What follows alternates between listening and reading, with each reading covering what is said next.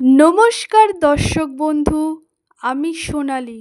দর্শক বন্ধু, আজকে আমি আপনাদেরকে বলবো এই কালী পুজো অমাবস্যা চলাকালীন একটি প্রদীপ এই নিয়মে আপনার বাড়িতে জ্বালিয়ে দিলে আপনার সংসারের অভাব দূর হবে, দুর্ভাগ্য থেকে সৌভাগ্য ফিরে আসবে।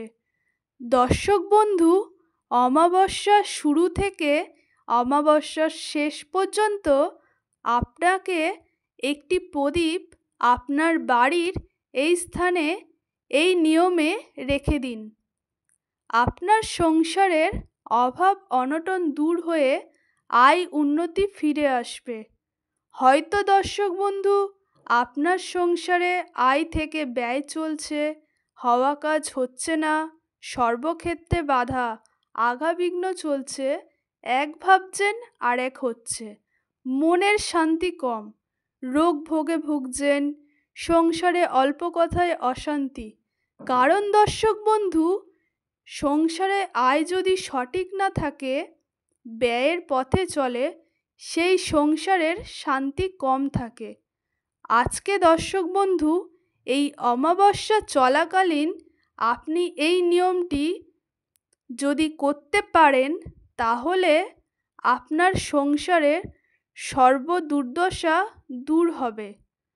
চলুন দর্শক বন্ধু, এই কালী পুজোর অমাবস্যা রাতে আপনাকে একটি আটা দিয়ে তৈরি পঞ্চপ্রদীপ বানিয়ে তিলের তেল দিয়ে জ্বালিয়ে আপনার বাড়ির ছাদের উপর রেখে আসুন। আরও একটি মাটির প্রদীপ সর্ষের তেল দিয়ে প্রদীপ জ্বালিয়ে আপনার বাড়িতে মা কালীর ফটোতে অথবা মা কালীর প্রতিমার সামনে ঠিক অমাবস্যার শুরু থেকে শেষ পর্যন্ত ওই প্রদীপটিকে জ্বালিয়ে রাখুন।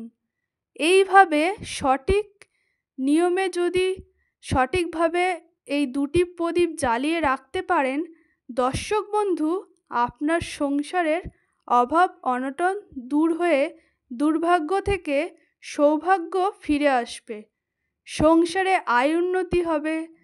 দর্শক বন্ধু, আশা করি আমি যেভাবে বললাম সঠিকভাবে সঠিক নিয়মে করুন, আপনি সর্ববিপদ থেকে মুক্তি পাবেন। আর ভিডিওটি যদি ভালো লাগে অবশ্যই ভিডিওটিকে লাইক করবেন, শেয়ার করবেন আর আমার সাথে থাকবেন। আর আপনারা সবাই ভালো থাকবেন, সুস্থ থাকবেন, সদা সর্বদা আমার চ্যানেলে জুড়ে থাকুন।